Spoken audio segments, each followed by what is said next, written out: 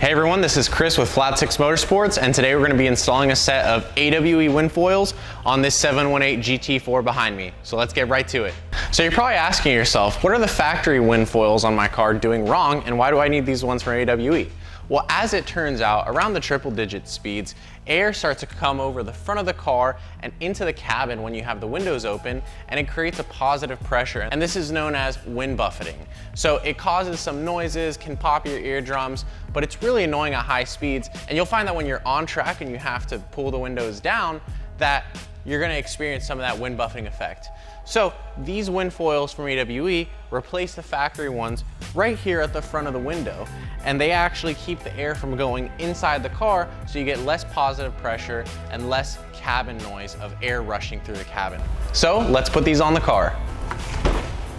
So to install this, we're gonna use a trim tool to lift up this trim piece right here, nice and gentle, and then it has a hook so that once you remove it, you're gonna tilt it forward and pull it out.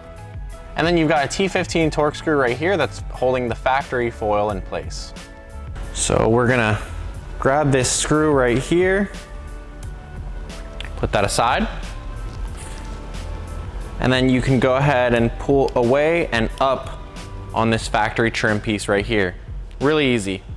So here's a comparison of the old trim and the new AWE wind foil. On the back, we're gonna see how it mounts.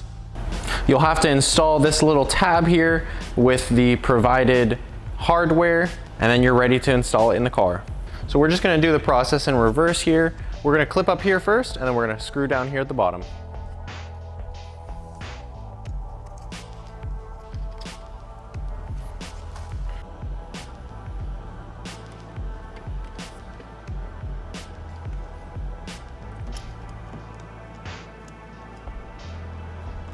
Now that our T15 screw is torqued down, we can install this hook and then the trim corner.